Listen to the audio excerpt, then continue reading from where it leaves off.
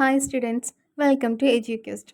നമ്മൾ കഴിഞ്ഞ ക്ലാസ്സിൽ അരിത്തമെറ്റിക് ഓപ്പറേറ്റേഴ്സും അതുപോലെ തന്നെ കമ്പാരിസൺ ഓപ്പറേറ്റേഴ്സും പഠിച്ചിട്ടുണ്ടായി. ഇനി നമ്മൾ നോക്കാൻ പോകുന്നത് അസൈൻമെൻറ്റ് ഓപ്പറേറ്റേഴ്സ് ആണ്. അസൈൻമെൻറ്റ് ഓപ്പറേറ്റേഴ്സ് എന്ന് പറയുമ്പോൾ എന്താണ്? ആ പേര് പോലെ തന്നെ ഒരു വാല്യൂവിനെ മറ്റൊരു ഓപ്പറൻറ്റിലോട്ട് അസൈൻ ചെയ്യാൻ വേണ്ടിയിട്ടാണ് നമ്മൾ ഉപയോഗിക്കുന്നത്. രണ്ട് ഓപ്പറൻറ്റുകൾ ഉണ്ടായിരിക്കും. അതിൽ ഒരു ഓപ്പറൻറ്റിൻ്റെ വാല്യൂ നമ്മൾ മറ്റൊരു ഓപ്പറൻറ്റിൻ്റെ വാല്യൂയിലോട്ട് അസൈൻ.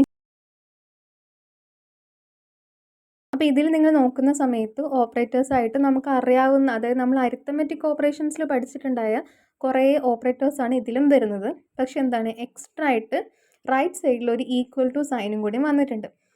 നമ്മൾ കമ്പാരിസൺ ഓപ്പറേറ്റേഴ്സ് പഠിച്ച സമയത്ത് ഞാൻ പറഞ്ഞിട്ടുണ്ടായി, നമ്മൾ മാത്സിലൊക്കെ ഈക്വൽ ടു സൈന് രണ്ട് വാല്യൂസ് ഈക്വൽ ആണോ എന്ന് ചെക്ക് ചെയ്യാൻ വേണ്ടിയിട്ടാണ് ഉപയോഗിക്കാറ്. പക്ഷേ പൈത്തൻ്റെ കേസിൽ രണ്ട് വാല്യൂസ് ഈക്വൽ ആണോ എന്ന് അറിയണമെന്നുണ്ടെങ്കിൽ നമുക്ക് രണ്ട് ഈക്വൽ ടു സിമ്പിൾസ് ഒരുമിച്ച് കൊടുക്കണമെന്നുള്ളത്. പക്ഷേ ഇവിടെ നോക്കിയേ, അസൈൻമെൻറ്റ് ഓപ്പറേറ്റേഴ്സിൽ ഫസ്റ്റ് ഓപ്പറേറ്ററായിട്ട് വരുന്നത് ഒരു സിംഗിൾ ഈക്വൽ ടു സിമ്പിളാണ്. അതായത് നമ്മൾ പൈത്തണിനകത്ത് സിംഗിൾ ഈക്വൽ ടു സിമ്പിൾ എന്തിനാണ് യൂസ് ചെയ്യുന്നതെന്ന് വെച്ച് കഴിഞ്ഞാൽ, റൈറ്റ് സൈഡിൽ കിടക്കുന്ന ഓപ്പറൻറ്റിനെ ലെഫ്റ്റ് സൈഡ് ഓപ്പറൻറ്റിലോട്ട് അസൈൻ ചെയ്യാൻ വേണ്ടിയിട്ടാണ് ഇത് യൂസ് ചെയ്യുന്നത്.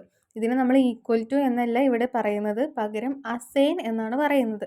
എന്താണ്, നമ്മൾ റൈറ്റ് സൈഡിലും ലെഫ്റ്റ് സൈഡിലും ഓരോ ഓപ്പറൻറ്റുകൾ ഉണ്ടായിരിക്കും. നമ്മൾ എന്ത് ചെയ്യും, റൈറ്റ് സൈഡിൽ നിൽക്കുന്ന ഓപ്പറൻറ്റിനെ, അതിനകത്ത് കിടക്കുന്ന വാല്യൂവിനെ നമ്മൾ ലെഫ്റ്റ് സൈഡിൽ കിടക്കുന്ന ഓപ്പറൻറ്റിലോട്ട് അസൈൻ ചെയ്യും. അപ്പോൾ രണ്ടാമത്തെ ഓപ്പറേറ്ററാണ് ഏത്? Plus assign simple. നേരത്തെ പറഞ്ഞ അതേപോലെ തന്നെ ഇവിടെ നമ്മൾ ആദ്യം ചെയ്യുന്നത് അഡീഷൻ ഓപ്പറേഷൻ ആയിരിക്കും.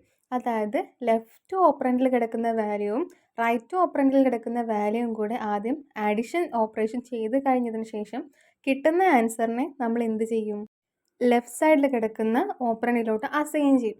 അതായത് ലെഫ്റ്റിലെയും റൈറ്റിലെയും ഓപ്പറൻറ്റിനെ അഡീഷൻ ചെയ്ത് കിട്ടുന്ന റിസൾട്ടിനെ ലെഫ്റ്റ് സൈഡിൽ കിടക്കുന്ന ഓപ്പറൻറ്റിലോട്ട് തന്നെ അസൈൻ ചെയ്ത് കൊടുക്കും. ഈ സെയിം കോൺസെപ്റ്റ് തന്നെയാണ് ബാക്കി എല്ലാത്തിലും വരുന്നത്. മൂന്നാമത്തെ നോക്കിയേ, സബ്ട്രാക്ഷൻ ആൻഡ് അസൈൻ. ഇവിടെ എന്തായിരിക്കും, റൈറ്റ് സൈഡിൽ കിടക്കുന്ന ഓപ്പറൻറ്റിൽ നിന്നും നമ്മൾ എന്ത് ചെയ്യാം, ലെഫ്റ്റ് സൈഡിൽ കിടക്കുന്ന ഓപ്പറൻറ്റിനെ സബ്ട്രാക്ട് ചെയ്തതിന് ശേഷം കിട്ടുന്ന റിസൾട്ടിനെ നമ്മൾ ലെഫ്റ്റ് സൈഡിൽ കിടക്കുന്ന ഓപ്പറൻറ്റിലോട്ട് തന്നെ എന്ത് ചെയ്യും, അസൈൻ ചെയ്യും. നാലാമത്തെ നോക്കിയേ, multiplication and assign. Same concept തന്നെ. നമ്മൾ എന്ത് ചെയ്യും, ലെഫ്റ്റിൽ കിടക്കുന്ന ഓപ്പറൻറ്റിനെയും റൈറ്റിൽ കിടക്കുന്ന ഓപ്പറൻറ്റിനെയും മൾട്ടിപ്ലൈ ചെയ്തിട്ട് കിട്ടുന്ന ആൻസറിനെ നമ്മൾ ബാക്ക് ടു ലെഫ്റ്റിൽ കിടക്കുന്ന ഓപ്പറൻറ്റിലോട്ട് അസൈൻ ചെയ്യും. പിന്നെ വരുന്നത് എന്താണ്, ഡിവിഷൻ ആൻഡ് അസൈൻ ആണ്. Same concept. റൈറ്റിൽ കിടക്കുന്ന ഓപ്പറൻറ്റിനിൽ നിന്നും നമ്മൾ എന്ത് ചെയ്യും, ലെഫ്റ്റിൽ കിടക്കുന്ന ഓപ്പറൻറ്റിനെ ഡിവൈഡ് ചെയ്ത് കഴിഞ്ഞതിന് ശേഷം കിട്ടുന്ന റിസൾട്ടിനെ ലെഫ്റ്റ് ഓപ്പറൻറ്റിലോട്ട് തന്നെ സ്റ്റോർ ചെയ്ത് വെക്കും. അടുത്ത ഓപ്പറേറ്റർ ഏതാണ്, modulus and assign. Same concept തന്നെ. നമ്മൾ എന്ത് ചെയ്യും, രണ്ട് ഓപ്പറൻറ്റുകൾക്കിടയിലുള്ള മോഡുലസ് ഫൈൻഡ് ചെയ്ത് കഴിഞ്ഞതിന് ശേഷം കിട്ടുന്ന റിസൾട്ടിനെ ലെഫ്റ്റിൽ കിടക്കുന്ന ഓപ്പറൻറ്റിലോട്ട് അസൈൻ ചെയ്യും. അടുത്തത് നോക്കിയേ, exponential and assign. Same concept. നമ്മൾ രണ്ട് വാല്യൂസിൻ്റെ പവർ കാണും. ആ കിട്ടുന്ന റിസൾട്ടിനെ നമ്മൾ എന്ത് ചെയ്യും, ലെഫ്റ്റിൽ കിടക്കുന്ന ഓപ്പറൻറ്റ് ഏതാണോ അതിലോട്ട് അസൈൻ ചെയ്യും. ലാസ്റ്റ് വണ്ണാണ് ഫ്ലോ ഡിവിഷൻ ആൻഡ് അസൈൻ. എന്താണ്, നമ്മൾ രണ്ട് വാല്യൂസിൻ്റെ ഫ്ലോ ഡിവിഷൻ കണ്ടതിന് ശേഷം കിട്ടുന്ന റിസൾട്ടിനെ നമ്മൾ എന്ത് ചെയ്യും, ലെഫ്റ്റ് സൈഡിലുള്ള ഓപ്പറൻറ്റിലോട്ട് അസൈൻ ചെയ്യും. അപ്പം നിങ്ങൾ ഇത്രയും മനസ്സിലാക്കുക, അസൈൻമെൻറ്റ് ഓപ്പറേറ്റേഴ്സിനകത്ത് എന്തൊക്കെ ഓപ്പറേഷൻസ് വന്നു കഴിഞ്ഞ് കഴിഞ്ഞാലും റിസൾട്ട് എപ്പോഴും സ്റ്റോർ ചെയ്യുന്നത് ലെഫ്റ്റ് സൈഡിൽ നിൽക്കുന്ന ഓപ്പറൻറ്റിനകത്തായിരിക്കും. ഓപ്പറേഷൻ എന്തായിക്കോട്ടെ, ഓപ്പറേഷൻ എന്താണെന്നുള്ളത് നമുക്കറിയാം. പ്ലസ് കണ്ടു കഴിഞ്ഞാൽ എന്താണ്, രണ്ട് ഓപ്പറൻറ്റുകൾ തമ്മിൽ അഡിഷൻ ചെയ്യാനാണ്. സബ്ട്രാക്ഷൻ കണ്ടു കഴിഞ്ഞാൽ രണ്ട് ഓപ്പറൻറ്റുകൾ തമ്മിൽ സബ്ട്രാക്ട് ചെയ്യാൻ വേണ്ടിയാണ്. ഇതിൽ നമുക്ക് ഓപ്പറേഷനെ കുറിച്ചൊരു ഡൗട്ട് വരാൻ ചാൻസ് ഇല്ല. പകരം നിങ്ങൾക്ക് ഡൗട്ട് വരാൻ ചാൻസ് ഈ വാല്യൂസ് എല്ലാം എവിടെയാണ് സ്റ്റോർ ചെയ്യേണ്ടതെന്നുള്ളതാണ്. അപ്പോൾ എന്താണോ, അതായത് നമ്മൾ ഓപ്പറേറ്റർ കാണുന്ന സമയത്ത് അതിൻ്റെ ലെഫ്റ്റ് സൈഡിൽ കിടക്കുന്ന ഓപ്പറേഷൻ എന്താണോ അത് ആദ്യം പെർഫോം ചെയ്ത് കഴിഞ്ഞതിന് ശേഷം അതിൽ നിന്നും കിട്ടുന്ന റിസൾട്ട് അല്ലെങ്കിൽ ഔട്ട്പുട്ട് നമ്മൾ എന്ത് ചെയ്യും, രണ്ട് ഓപ്പറൻറ്റ് ഉണ്ടായിരിക്കുമല്ലോ നമുക്ക് പെർഫോം ചെയ്യാൻ വേണ്ടിയിട്ട്. അപ്പോൾ അതിലെ ലെഫ്റ്റ് സൈഡിൽ കിടക്കുന്ന ഓപ്പറൻറ്റിലോട്ട് നമുക്ക് കിട്ടിയിട്ടുള്ള ആ റിസൾട്ടിന്, ഇപ്പോൾ സബ്ട്രാക്ഷൻ ചെയ്തിട്ടുള്ള റിസൾട്ട് ആണെങ്കിൽ അത് അവിടെ പോയി സ്റ്റോർ ആയിക്കോളും. അടുത്ത ഓപ്പറേറ്ററാണ് മെമ്പർഷിപ്പ് ഓപ്പറേറ്റേഴ്സ്. ആ പേര് തന്നെ ഉണ്ട്, എന്താണ്, നമ്മുടെ കയ്യിലൊരു സീക്വൻസ് ഉണ്ടെന്ന് വിചാരിക്കാം. ആ സീക്വൻസ് മേ ബി സ്ട്രിങ് ആകാം, ലിസ്റ്റ് ആകാം, ടപ്പിൾ ആകാം.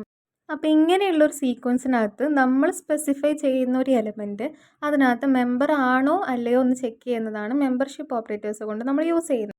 മെമ്പർഷിപ്പ് ഓപ്പറേറ്റേഴ്സിൻ്റെ അണ്ടറിൽ നമുക്ക് മെയിൻലി രണ്ട് ഓപ്പറേറ്റേഴ്സാണ് വരുന്നത്. ഒന്ന് നോട്ടും രണ്ട് നോട്ട് ഇന്നും. അപ്പോൾ നോക്കിയേ, ഇന്നെന്ന് പറയുന്ന ഓപ്പറേറ്റർ എന്തിനാണ് യൂസ് ചെയ്യുന്നത് എന്നുള്ളത്. അപ്പോൾ നമ്മുടെ കയ്യിൽ ഒരു സീക്വൻസ് ഉണ്ടെന്ന് വിചാരിക്കാം. താഴെയുള്ള എക്സാമ്പിൾ നോക്കിയേ. എസ് എന്ന് പറയുന്ന വേരിയബിളിനകത്ത് ABCDE എന്ന് പറയുന്ന ഒരു സ്ട്രിങ് ഉണ്ട്. അപ്പോൾ എനിക്ക് നോക്കണം ഈ സ്ട്രിങ്ങിനകത്ത് എ എന്ന് പറയുന്ന ഒരു എലമെൻറ്റ് ഉണ്ടോ ഇല്ലയോ എന്നുള്ളത്. അപ്പം നമുക്ക് നോക്കുമ്പോൾ മനസ്സിലാവും ആ ഒരു സ്ട്രിങ്ങിനകത്ത് എ എന്ന് പറയുന്ന എലമെൻറ്റ് ഉണ്ട് എന്നുള്ളത്.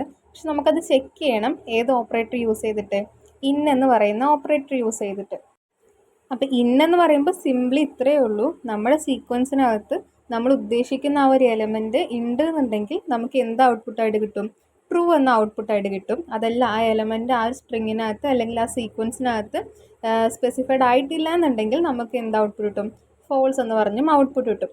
അപ്പോൾ നേരെ തിരിച്ചുള്ള കേസാണ് നോട്ട് ഇന്നിൻ്റെ ഓപ്പറേറ്ററിൻ്റെ കേസിൽ. നോട്ട് ഇൻ എന്തായിരിക്കും? അപ്പോൾ നമ്മൾ കൊടുക്കുന്ന സീക്വൻസിനകത്ത് നമ്മൾ ഉദ്ദേശിക്കുന്ന എലമെൻറ്റ് സ്പെസിഫൈ ചെയ്തിട്ട് ഇല്ല എന്നുണ്ടെങ്കിൽ നമുക്ക് ഔട്ട്പുട്ടായിട്ട് ട്രൂ എന്ന് കിട്ടും. അപ്പോൾ ആ താഴെയുള്ള എക്സാമ്പിൾ നോക്കി. രണ്ടാമത്തെ എക്സാമ്പിളിൽ print F in S. F എന്ന് പറയുന്നത് എനിക്ക് ആ ഒരു സ്ട്രിങ്ങിനകത്ത് കണ്ടുപിടിക്കേണ്ട എലമെൻറ്റും ഇന്നെന്ന് പറയുന്നത് എൻ്റെ ഓപ്പറേറ്ററും ലാസ്റ്റ് എസ് എന്ന് പറയുന്നത് എൻ്റെ സ്ട്രിങ് സ്റ്റോർ ചെയ്തിട്ടുള്ള വേരിയബിളിൻ്റെ പേരുമാണ്. അപ്പോൾ എന്താണ്? ഫസ്റ്റ് കേസിൽ എ എന്ന് പറയുന്നത് എസ് എന്ന് പറയുന്ന സ്ട്രിങ്ങിനകത്ത് സ്പെസിഫൈഡ് ആയിട്ടുണ്ട്. അപ്പോൾ എനിക്ക് എന്താ ഔട്ട്പുട്ടായിട്ട് കിട്ടി? ട്രൂ എന്ന് പറഞ്ഞ ഔട്ട്പുട്ട് കിട്ടി. രണ്ടാമത്തെ കേസിൽ എന്താണ്? എഫ് ഇൻ എസ് എന്ന് പറഞ്ഞാണ് ഞാൻ ചെക്ക് ചെയ്ത്. അപ്പോൾ നമുക്കറിയാം എസ് എന്ന് പറയുന്ന സ്ട്രിങ്ങിനകത്ത് എഫ് സ്പെസിഫൈഡ് അല്ല. അപ്പോൾ ഇൻ ഓപ്പറേറ്റർ യൂസ് ചെയ്തത് കൊണ്ട് തന്നെ എസ്സിനകത്ത് എഫ് കാണാത്തത് കൊണ്ട് അവരെന്ത് ഔട്ട്പുട്ടായിട്ട് തരും? ഫോൾസ് എന്ന് പറഞ്ഞ ഔട്ട്പുട്ട് തരും. മൂന്നാമത്തെ കേസ് നോക്കിയേ. എഫ് നോട്ട് ഇൻ എസ് ആണ് നമ്മൾ ചെക്ക് ചെയ്യുന്നത്. അപ്പോൾ നോട്ട് ഇന്നിൻ്റെ കേസിൽ നമ്മൾ പറഞ്ഞിട്ടുണ്ടായി ചെക്ക് ചെയ്യുന്ന എലമെൻറ്റ് നമ്മുടെ സ്ട്രിങ്ങിനകത്ത് ഫൗണ്ട് ചെയ്തില്ല എന്നുണ്ടെങ്കിൽ നമുക്ക് എന്ത് കിട്ടും? ട്രൂ ഔട്ട്പുട്ടായിട്ട് കിട്ടും. അതല്ല ആ എലമെൻറ്റ് നോട്ടിന് യൂസ് ചെയ്യുന്ന സമയത്ത് എസ് എന്ന് പറയുന്ന സ്ട്രിങ്ങിനകത്ത് ഫൗണ്ട് ചെയ്താൽ നമുക്ക് ഔട്ട്പുട്ട് ഫോൾസ് ആയി കിട്ടും. അപ്പോൾ മൂന്നാമത്തെ കേസിൽ നമ്മൾ ചെക്ക് ചെയ്യുന്നത് എഫ് നോട്ട് ഇൻ എസ് ആണ്. അപ്പോൾ നമുക്കറിയാം എസ്സിനകത്ത് എഫ് എന്ന് പറയുന്ന ഒരു എലമെൻറ്റ് ഇല്ല. അപ്പോൾ നമുക്ക് ഔട്ട്പുട്ടായിട്ട് എന്ത് കിട്ടി? ട്രൂ എന്ന് പറഞ്ഞ് കിട്ടി.